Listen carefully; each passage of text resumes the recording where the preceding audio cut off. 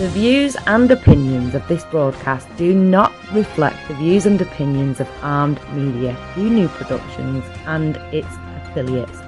Enjoy the show.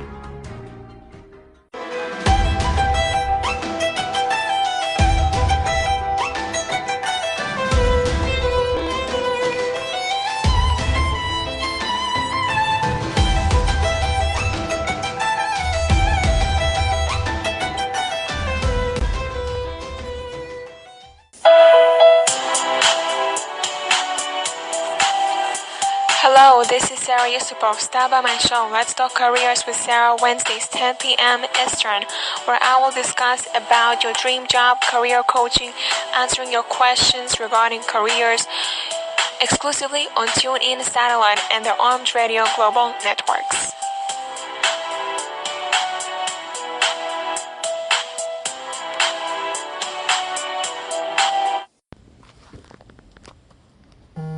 Hello, and welcome to Let's Talk Careers with Sara. I'm here every Wednesday night at 10 p.m. Eastern Time, uploading a new episode just for you, so you know what to expect. As you know, if you are new, on every episode, I am giving so much insights about careers, and I really want you to be ready with a pen and a paper, taking notes as needed. And this is a live show, so if you are thinking that you do not have the time or I'm going too fast, then this will be recorded and posted as a podcast. So that way you can manage the time and post it as needed. So today I'm going to be covering about how to get over your fear of looking like a loser. One of the greatest TV characters ever was Eddie Haskell, Wally Cleaver's oily, conniving friend, still to be seen on reruns of Leave It to Beaver. Eddie was an archetype who no decent person wants to resemble, a two-faced psychopath, always scheming and currying favor to promote his plans. The fear of looking like a brown-noser is so powerful among professionals that sometimes they shy away from obvious opportunities to make a friend or pursue a goal. Among my clients, the people who seem most likely to worry about resembling Eddie Haskell are the straight shooters who look the least like him. A good example is Trish. Now, when I give out names on my episodes, you should know that these names are not real, but the story is real. So, Trish is a quiet but talented financial wizard who wanted to eventually move to her dream job in another division of the company. Trish said she would probably need support from Al, a senior colleague who knew the leaders there. Right? We need some networking, someone who can recommend you, right? So that's what Trish did. She described Al as smart and accomplished, but self-absorbed and eager to be the center of attention. I suggested Trish find ways to build her relationship with Al, and speculated that he might respond well to a bit of flattery. She said, yep, he probably would, but I couldn't do it. I just don't like to suck up. Even though it could mean a lot for her future, Trish didn't want to cultivate a friendship with Al because he seemed arrogant and might expect her to woto. I said she didn't grovel and asked her to simply make a list of Al's strengths and areas of expertise. Next, I suggested she spot opportunities where Al's advice might actually be helpful. Trish identified Al's types of special knowledge and found projects where she could use his insights. Then she began to ask him for occasional guidance. To her surprise, Al responded warmly and eventually became her mentor. Ultimately, he guided her into the transfer she had been seeking. Trish's reluctance to appear unconscious had almost prevented her from getting to know the man who became her champion. Trish is not alone. Modest but otherwise self-aware people often have disproportionate fear of looking like a bootlicker. Now let me ask you this. Are you reluctant to offer a heartfelt tribute for fear it will be taken as apple polishing? Do you avoid voicing sincere admiration because people might think you have a hidden agenda? If so, you're probably overreacting. There are many times when offering a compliment is an authentic move, and it's wise to get beyond your fear of kissing ass. Here are 7 situations when you should stop worrying about seeming to suck up. When you are supporting a positive environment. As I mentioned before this episode, there are a previous episode, and this is actually a 3rd series of Think Like a CEO. So, research suggests people are more productive in a workplace where most of the comments are affirmative. If you consistently contribute to the environment by keeping most of your words authentically upbeat, people won't regard your praise as manipulative. When it's a boss, are you reluctant to say good job to the big boss because you don't want to seem psychopathic? Well, consider what it's like from that boss's perspective. Maybe she worked her way into this job because she is the kind of person who is motivated by getting A's. Now, however, if everybody is afraid to applaud her achievements, she may start to feel unappreciated. It's not healthy or smart when the whole team is reluctant to give a leader honest positive feedback. Stop being so self-conscious and allow yourself to be as nice to your boss as you are to your other colleagues. When you want to make new friends, as long as you are not being untruthful or over the top, it's okay to express respect or gratitude to a person you like to know better. Finding something nice to say is a polite and acceptable way of building a relationship. When it's wise to avoid conflict, some people are never going to be your friends. Let's face it, right? No matter what you do, some people are just don't connect with you. They don't want. And I don't want you to think it's your problem. It's not your problem. Some people just don't like to be around people.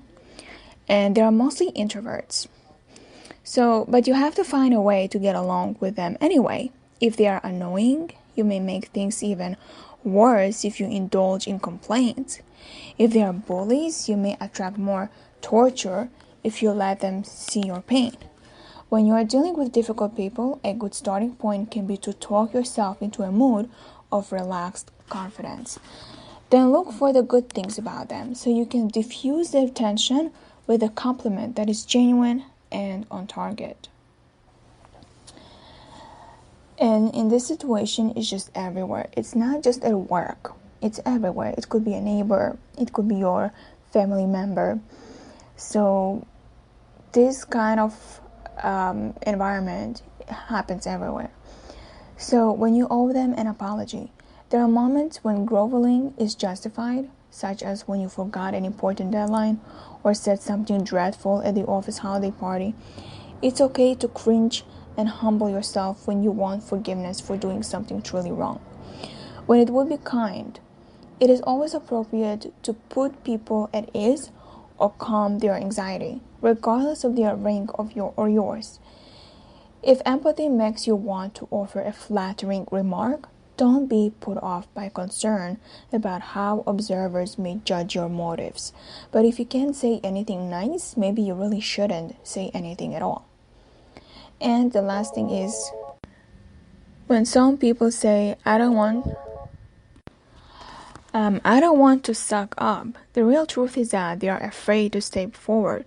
When you hesitate to speak up, look more closely at your motives. Do you actually think it will look bad? Or is it just that the thought of drawing attention to yourself gives you butterflies?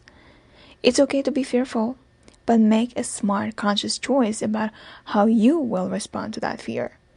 If you honestly mean it, don't hold back from offering praise or thanks just because cynics might criticize you. So I want to recap about the ways that you can, the 7 situations when you should stop worrying about seeming to suck up. And one is when you are supporting a positive environment. Another one when it's a boss. And the third one is when you want to make new friends. And the fourth one is when it's wise to avoid conflict. And the fifth one is when you owe them an apology. And the sixth is when it would be kind. And the last one is when you feel shy. Now, if you feel that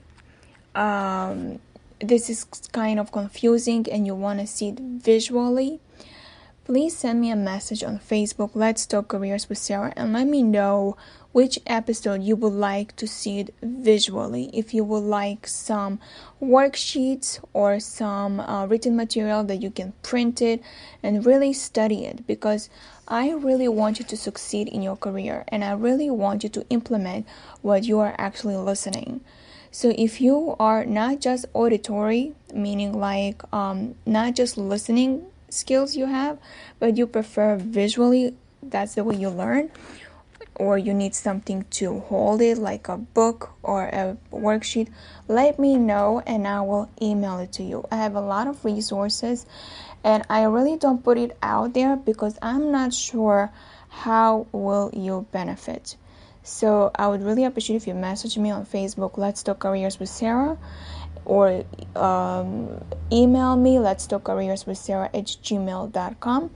All of these descriptions of how to contact me is actually in this episode in the description. So you can just click on it and you will see all the ways you can actually get in contact with me.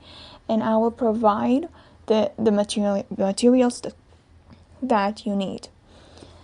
So I'm going to take a break and we'll be right back. So stay tuned. I own a small business. I need help with HR compliance, but I can't afford to hire someone. I also can't afford not to. I'm Ashley. I'm a senior HR manager at Bambi. Not a consultant or a hotline, a dedicated HR manager that you can hire for just $99 a month. Seriously, I'll craft your company policies, employee handbook, and ensure compliance. And I'll deal with the government on your behalf. We're called Bambi, and we're a new kind of HR, built and priced specifically for small business. Here's how it works. First, I thought this was some sort of offshore call center, but... It's not. Rick joined Bambi for just $99 a month. I'm dedicated to his company. I have 10 years of experience, support all 50 states, and I'm HR certified. I can reach Ashley by phone, email, or real-time chat. It's as easy to reach her as it was to get started. First, I performed a full internal HR audit of his business. I found mistakes, some of them serious. So I drafted up an HR plan that made sense to Rick and his company. I crafted federal, state, industry, and custom policies, like paid time off. Then I work with his team and help Rick implement those policies across the company. She helps me with onboarding new employees, from drafting job descriptions to new hire paperwork. She even coached me through a stressful termination. All for just $99 a month. I also get access to their easy-to-use platform. There, I have a bird's eye view of my staff so I can be sure their relationship with my company stays compliant. My team can chat with her directly to field questions and resolve conflict like harassment. Job descriptions, employment agreements, and background checks, all digital, all centralized. My company policies are visible in one place, and Ashley makes changes whenever my business needs them.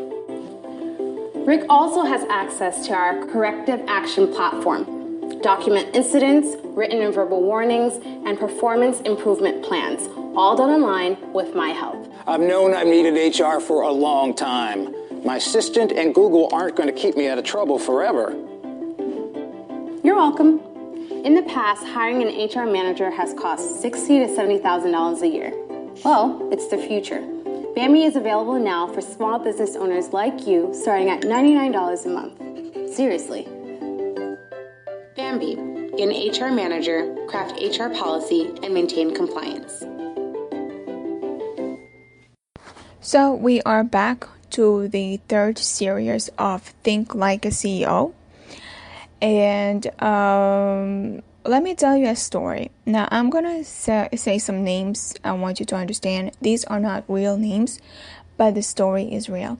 George, a fairly new manager, hesitated when I asked him about his work. Then he said, objectively, it's going really well, but I don't know how long I can stand it.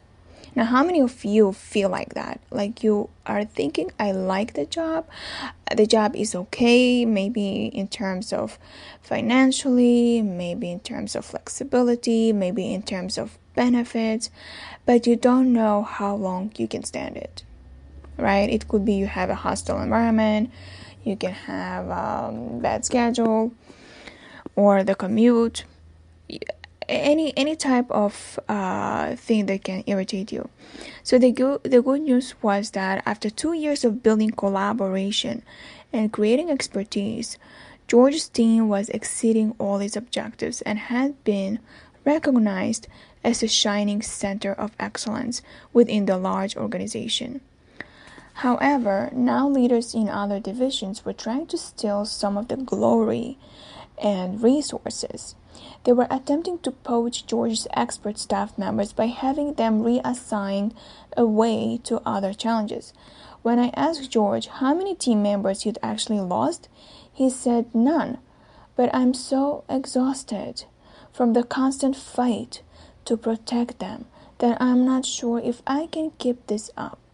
The stress is too much. I thought about how much George loves board games and recalled a party where he and friends had played fiercely for hours. The intense players shouted and mocked each other, but at the end of the game, they laughed about the competition and talked about what fun it had been. Or smart, where the whole team is reluctant to give a leader honest, positive feedback. Stop being self-conscious, okay? Allow yourself to be nice. So I asked George whether he should take a step back from the challenges to his team and view his colleagues more like other players in a strategic game, such as the kind he enjoyed playing with his buddies. George realized that he was finding the battles at work to be tiring because they had begun to seem too personal. It felt like a slap to the face when the other manager responded to his success by threatening the important program he had built so carefully. George resolved to start taking office politics more lightly, like playing a game. He would remind himself that decisions impacting his program reflected complex patterns and were seldom about him. He became more adept at quickly disengaging from daily skirmishes and regularly stepping back and refocusing on his bigger goals. As he concentrated on keeping perspective, George found work to be fun again and less stressful. So how do you invent career games to generate energy? A game involves goals, it involves challenges, and it involves rules and often interaction with other players. If you are struggling to understand a problem in the office, or if you are bored by the daily drill, try approaching parts of your work as a game. These tips will help you to launch your game. First, define the rules. If a workplace issue feels like a confusing mess, look at it in a different way by framing it as a game you must learn to play. Ask yourself, what are my goals? What moves will make me that direction? Who are the other players? What are the consequences of each type of move? Are some moves out of bounds? Then play more than one game at a time. There are times when George was torn. His ultimate career goal was to get a prestigious government job, but it felt like he was cheating his employer when he shifted his focus from current responsibilities to building his profile in broader circles. He said, my career took off when I finally realized that it's okay to play 2 games at the same time. Every morning, I not only thought about how to excel at my day job, but also visualized how to prepare for my dream job. That additional target and drive made me a better employee. At the same time, it opened doors for the future. Then understand other games. In your workplace, you are seldom in direct competition with your colleagues. It's like you are playing your games and they are playing theirs, and you occasionally bump into each other on the field. The best players try to understand their colleagues' goals and look for ways to offer help. Collaboration happens when you see how your goals overlap and find ways to play together. Then make your work more fun. If work feels boring, think up a game that will make it more interesting. Challenge yourself to do something faster, better, or in a different way. Set a goal that involves learning a new skill, varying your habits, or broadening your network as you find ways to make your tasks more interesting and enjoyable. You will become more productive. Then track results. Gamify is a term used to describe the application of game design to a non-game process. Often the idea is to give you a real-time view of your own or someone else's performance. People have embraced the concept of gamification in the context of exercise, where wearable devices track every step and can share summaries among selected friends. Some employers are gamifying repetitive and boring tasks by sharing performance metrics among workers, hoping a little healthy competition will make work more engaging. You can gamify your own tedious tasks by keeping track of your performance and rewarding your achievements. If you think about your career as a very long-term game, you will be less likely to become bogged down in this week's problems.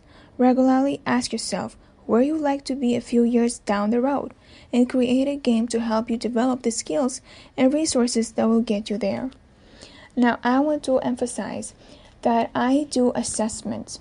I can help you assess your skills in order for you to understand what career path you should really take. So some people do not have that map of their career path. So they probably in a job that they hate, they are stuck and don't feel like know how to get out of there. So if you come to me with this type of problem, I will help you to assess you, your needs, your goals, your skills, your experience, your knowledge, where exactly you want to be. If your dream is to be a CEO, I will help you get there. I will really map you out your career, and you will have to really understand that the assessment is really working. So in order for you to get that map, you will need to contact me. In the description it says all the information of how to actually get in touch with me. So mainly I use Facebook, Let's Talk Careers with Sara. You will be able to message me and I will respond to you and help you to book a session for assessment to discover who you are.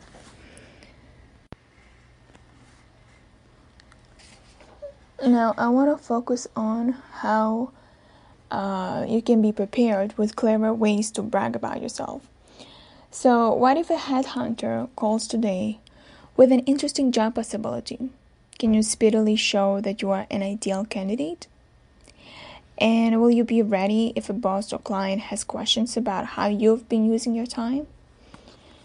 New opportunities or unexpected challenges can pop up fast, but when you are asked to quickly explain what you have been doing on the job, you might not be prepared to gracefully describe your achievements. Some people even go blank when asked to talk about what they have done lately. To keep moving ahead in your career, you must know how to describe where you've been, even if you are happily entrenched in a job that feels secure. On occasion, you will need to demonstrate your worth. Perhaps you will want to go after a raise or promotion or show that you are ready to take on a juicy assignment. Even if other people aren't inquiring about how you are doing, to keep growing on the job, it's wise to maintain a realistic sense of your current productivity. And if you routinely keep track of which activities bring the most results, you will know how to prioritize your time in the future. So that you are always prepared to demonstrate your accomplishments. Consider these strategies. Keep a Love Me file. That's a cute one file that can say, this is a handy place, also known as a brag file, where you immediately store a copy of any document that says something nice about you.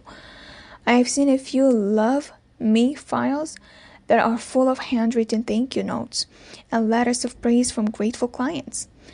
It's more likely that your file, whether it is in your desk drawer or on the cloud, will be a mixed bag. Include anything that commemorates good work or a positive evaluation, from casual thanks, messages to press clips, or training course certifications. If your file is empty, you may think about rounding up letters of references or testimonials just in case. Then get real about performance management. Your organization may have an annual performance appraisal process. Typically, it begins with the establishment of goals and ends when your progress towards those goals is evaluated in the context of a discussion about compensation. Often the process is pro forma and nobody pays much attention to it, but that's a missed opportunity. Take charge of the process and use it to get buy-in for things you want to do. Propose meaningful goals and routinely document your progress. Your records will help you create a specific picture of your most important contributions. Then count activities and results. Your resume, activity reports, and project summaries will be more useful and impressive if you include relevant numbers. Let's say you are a PR manager and a prolific writer. You can tell a prospective employer that you blog frequently and write lots of press releases. But wouldn't it be more effective to say that in the last 6 months you have posted 60 blog items, averaging 20,000 views each, and you have sent out 83 releases, resulting in at least 327 media clips? If you keep a running log of frequent and important activities, you will always be able to show off what you have done in a powerful, streamlined way. Then note problems and solutions. Not everything you deal with generates good fodder for you. Love me file. At times you may have to address controversies, complaints, or even clean up a mess after you make the wrong call. Smart professionals face up to tough issues and find a way to remedy errors. As time goes by, however, other people may remember the problem, but not what was done to manage it. So you may need a record of matters you have successfully handled. If you record your activity as you go along and keep track of the positive feedback, you will always be able to produce a quick summary of your career highlights. Beyond that, your file will bring insights into how you do your best work and reassure you when you feel discouraged. Now I will take a short break to have our sponsored ads played, and then I will be back.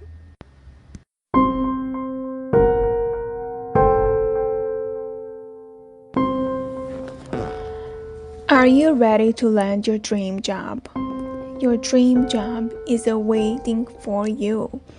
You want to transition, you want to be a leader, you want to have the mindset of how to nail that interview. This ebook is exactly for you. It's a workbook that requires you to think a little bit and know what to expect when someone is going to ask you that question. That is actually a great plan for you to understand what you will be asked and what you need to ask yourself as well in order to get the right answers. It's a ebook that requires you to write your thoughts, your opinions, and answer the questions that's there. It's only $17. I require you to go to Sara Yusupov, SaraYusupov.blogspot.com/shop. In that section, you will see exactly what you need. It's a great breakthrough if you want to change your career.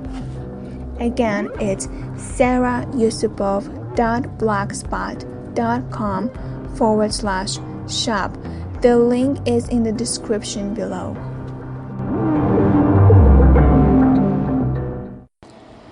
Clients whom I'm coaching often ask, how do I get executive presence? The question is tricky because executive presence isn't easily defined. Most folks agree that leaders need it, and great leaders have it, but it's not so simple to deconstruct its elements. Your definition may be based on a leader you know who has a commanding aura.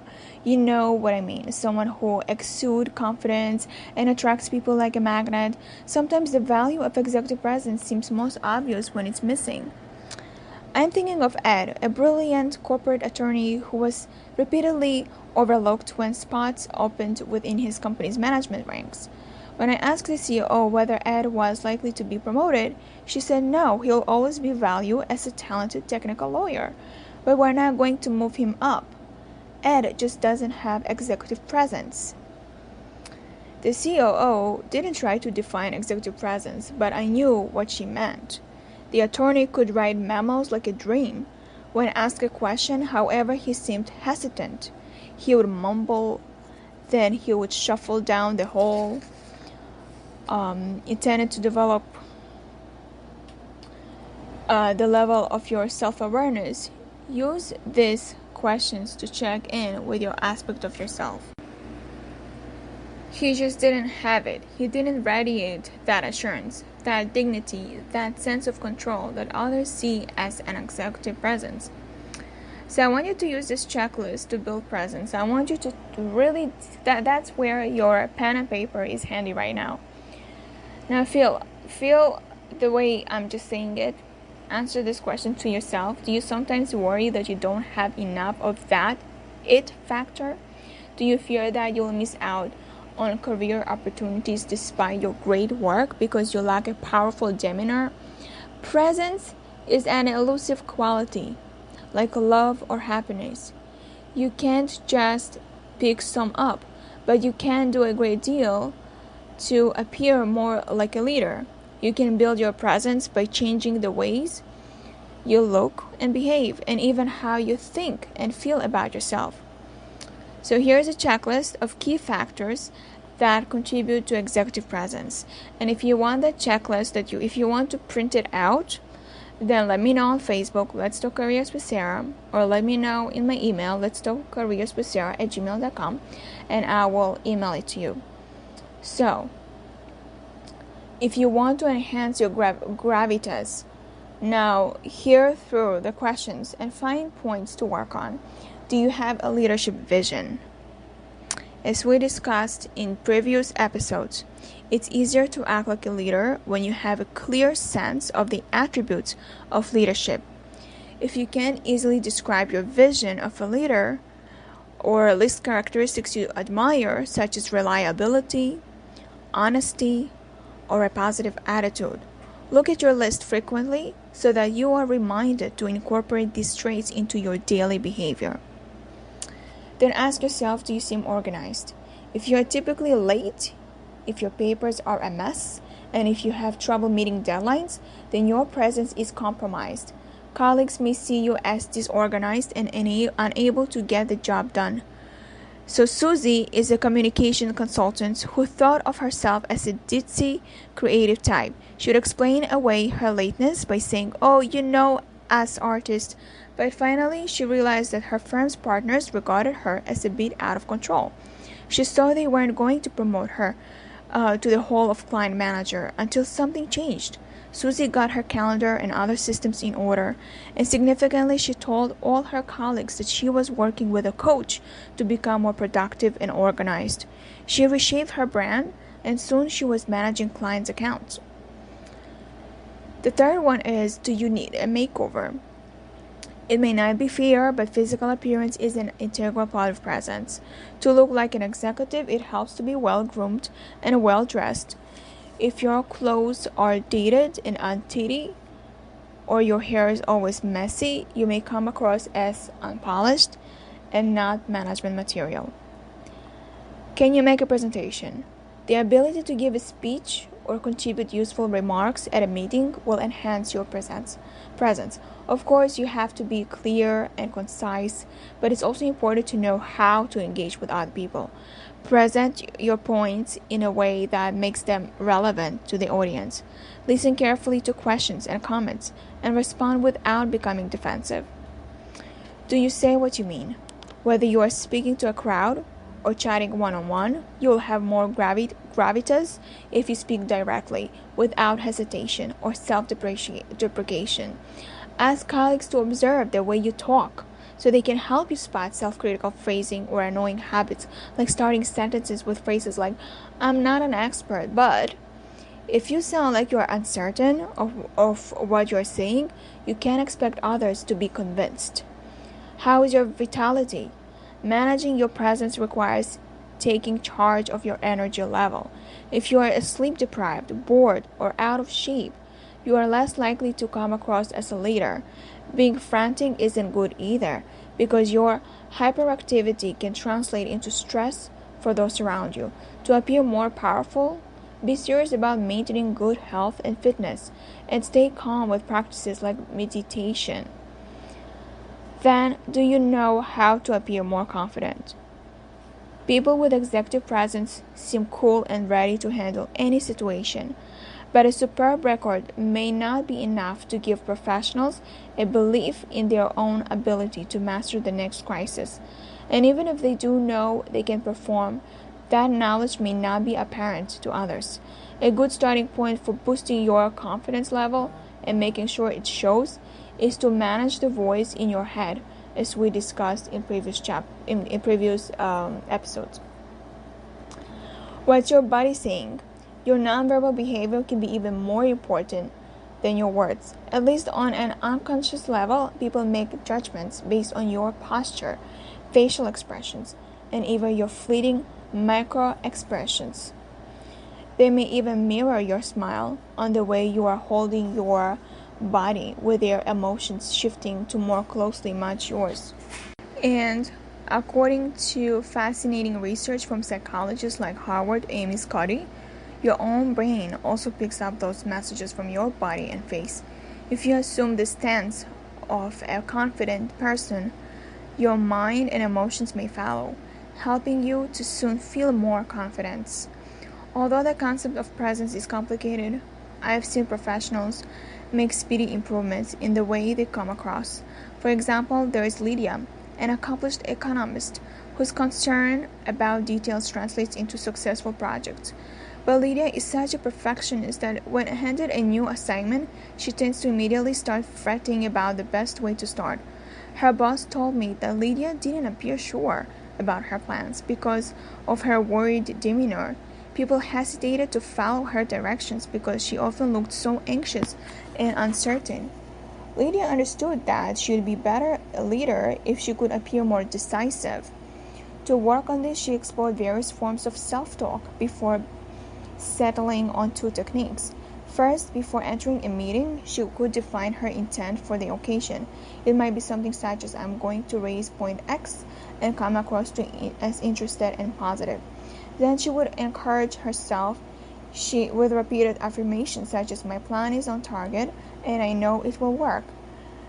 Lydia also became conscious of her body language and realized that when anxious, she would bow her head, cross her arms, and hunch her shoulders. Inspired by Dr. Katie's moving TED Talk, "Your Body Language Shapes Who You Are," she began practicing power posing. Before making a presentation or attending an important event, she would go through a quick series of exercises, like holding her arms up high in a V shape. She said that the poses did seem to make her feel sure of herself. She also started regular yoga classes again and found that they helped her body stop feeling and looking so tense. I spoke with Lydia's boss a few months after she began working on her presence, and he was surprised by her transformation in such a short time. Building presence can mean work on many levels.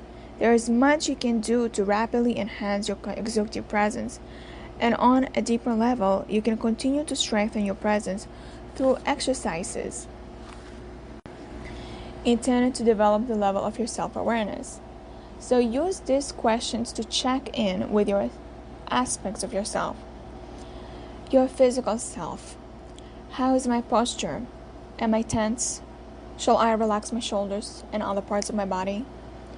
What is the expression on my face? Am I frowning? Is my jaw clenched? Can I generate a smile? How is my breathing? Is it shallow or hurried? Is it time for a deep, slow breath? Your intellectual self. Has that internal voice been nagging me with worries and regrets? Shall I put them aside for now? What are my top goals for the day, for the next hour? What is my plan for reaching my most immediate goal? Is it time to shift my focus away from my own problems and onto another person? Your emotional self. Has there been a moment today when I experienced an intense emotion? What was it? Did that surge of emotion impact the way I responded to another person? What am I feeling now? Are there feelings I want to let go before going back to work? Your spiritual self. What key values will help me with the decisions I must make today? Have my activities so far today been in keeping with the values that matter the most to me? What are 3 things I feel grateful for? Is it time for a moment of meditation, affirmation, or a quick prayer?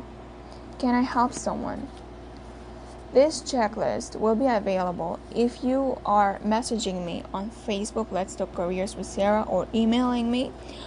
In the description of this episode, you will find all the information about how you can contact me.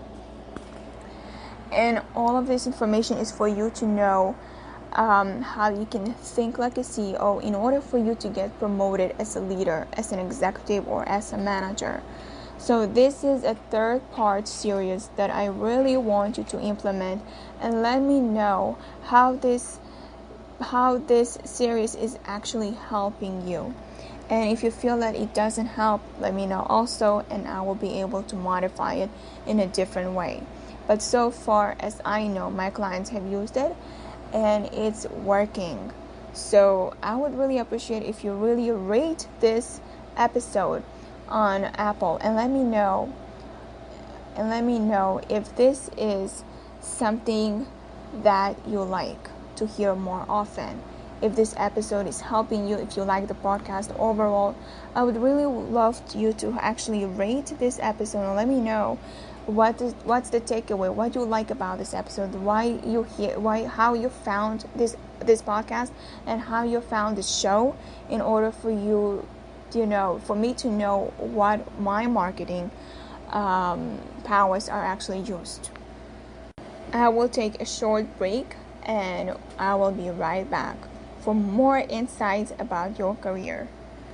Hey, did you know you could get paid to travel the world and teach English? I'm Tamara with Let's TEFL, and I'm here to introduce you to the world of teaching English overseas. Native English speakers are in high demand all over the world. Think Thailand, China, Italy, Spain, and schools will pay around $2,000 to $3,000 per month for qualified teachers. It's a great way to see the world and get paid at the same time. With our online course, you can become a certified English language teacher and work all over the world. You don't need any previous teaching experience. You can study at your own pace and gain your qualification within a few weeks. We'll provide extra training to help you pass job interviews, and we'll even help you find an exciting job overseas. So what are you waiting for? Click the link below and get started today. We all go through puzzling or difficult times, and sometimes we need a major change, perhaps even a new professional direction. You are the boss of your career. So when it's time to go another direction, you are the one who must come up with a plan. But what do you do when you don't know where you want to go? There is no simple solution. Typically, what you must do is launch a process that sets the groundwork for your transition. From years of coaching experience, I know the difference between just dreaming about a new phase and actually getting there. Often comes from setting up a methodical process that helps you to create change a little bit of a time. Whether you want to shift professional tracks or simply bump up your performance in your current gig, setting up a change process that works for you. will provide a clear starting point. When working with clients, I often suggest a technique for managing change that I've been using since I was a teenager.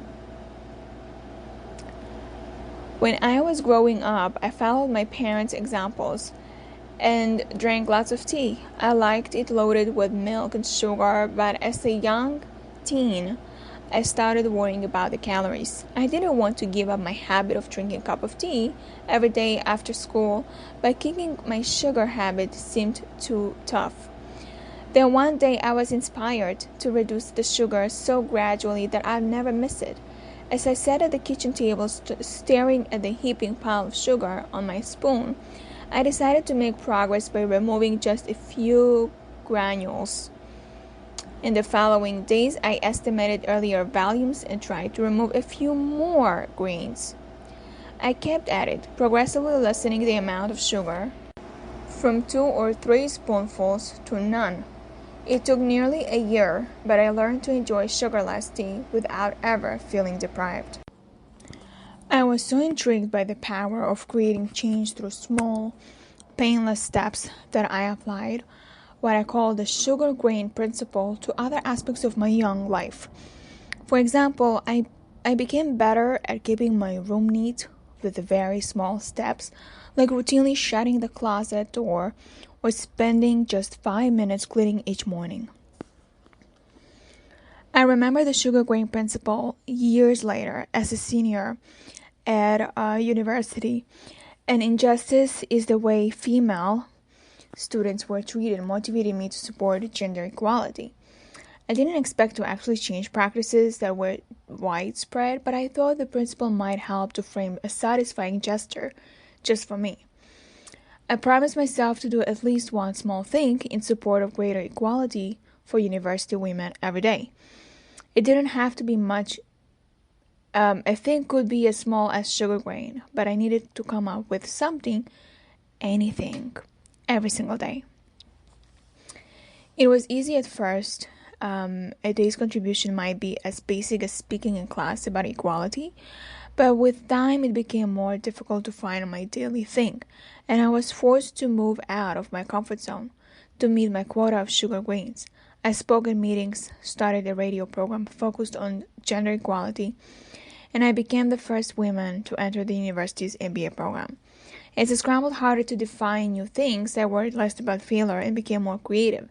Eventually, the president noticed, made me his assistant, and asked me to write a detailed report on the status of women. Most of the report's recommendations were accepted, and ultimately I led the implementation of Title IX, the landmark federal legislation outlawing gender discrimination in education. I knew nothing about institutional change, but I found my way, one sugar grain at a time. In my job, I met individually with scores of women, often encouraging them to embark on a career path traditionally dominated by men.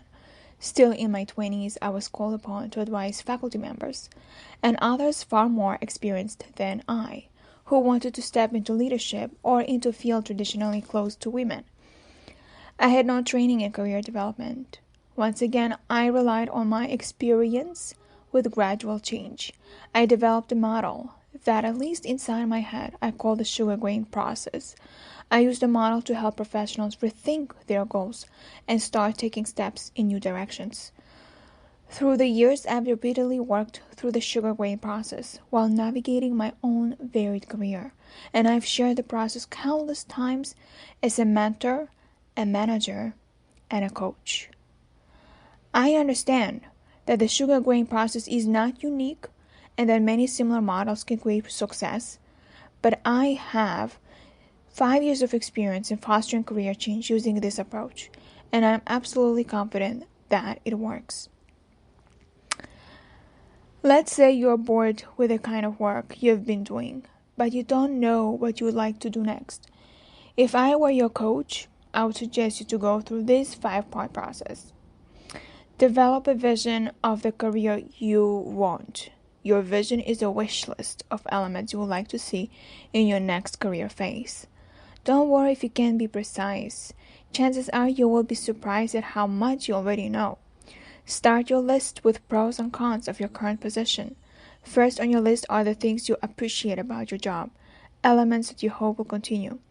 Then consider the negatives. Does each con suggest an opposite pro that belongs to your wish list?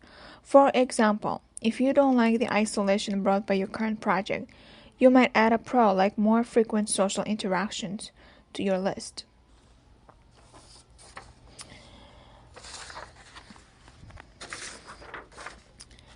Then jump ahead and look back. Imagine it's 3 years from now, and the past 3 years were professionally satisfying. Envision yourself feeling very successful. Now describe what made the past 3 years period so productive and satisfying. What did you do or what occurred to bring you to this good place? Maybe in this imagined future, you met a new group of people or built your profile on social media. Does this exercise suggest elements you want to add to your vision list? Consider elements you want in your life. Ask yourself whether the worst part of your job is what it's doing to the rest of your life. Should your wish list include time or opportunities to pursue interests or relationships that would make your life more meaningful?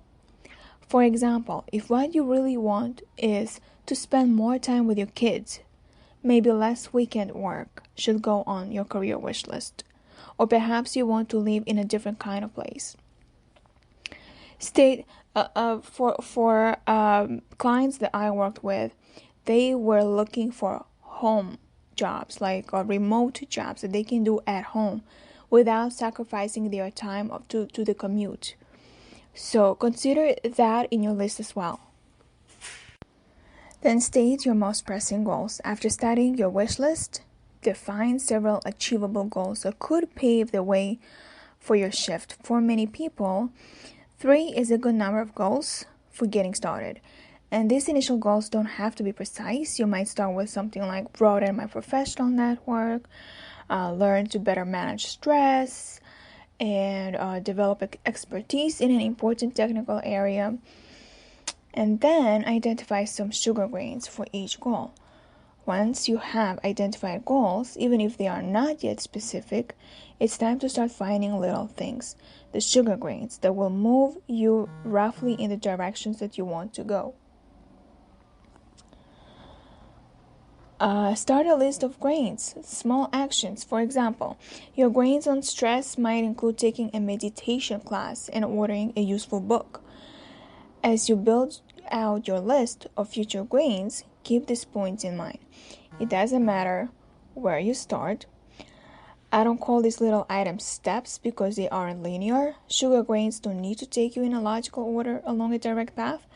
The grains on your list needed to be related to one another, and sometimes they will feel pretty random. What matters is that you start to build momentum by doing something. As you find more grains, patterns will emerge and your goals will become clearer. Grains vary widely. Let's say one of your goals is to become more prominent in your professional circles. Your first grains might include sending an email to an old contact, attending an event you'd typically skip, spending 1 hour setting up your LinkedIn account, and buying a notebook to use for new writing projects. The more varied and imaginative your grains are, the better. Grains will lead to other grains.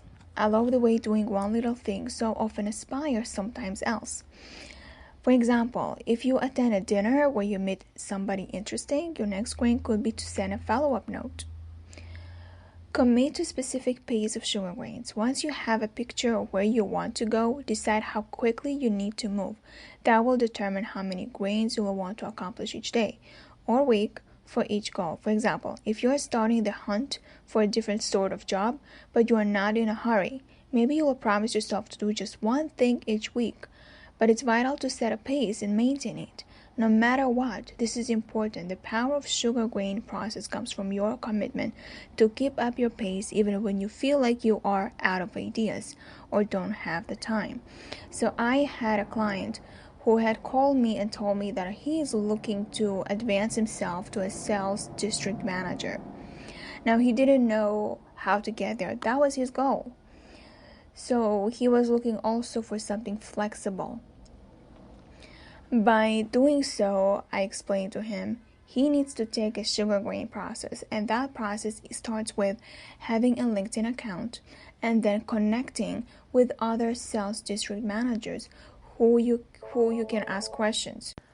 By connecting to other sales district managers, he will be able to actually have connections and ask some questions. For example, he might ask how did he start, how long he has been doing as a sales district manager. He can ask what did you do before, how did you get the job, what the job entails, what is the salary range for this job, does he know any other companies who are hiring for that position.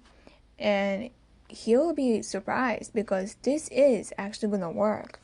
If I am a career coach and I'm looking for positions for my clients, I will contact another career coach who can help out if they know maybe a position that's opened up.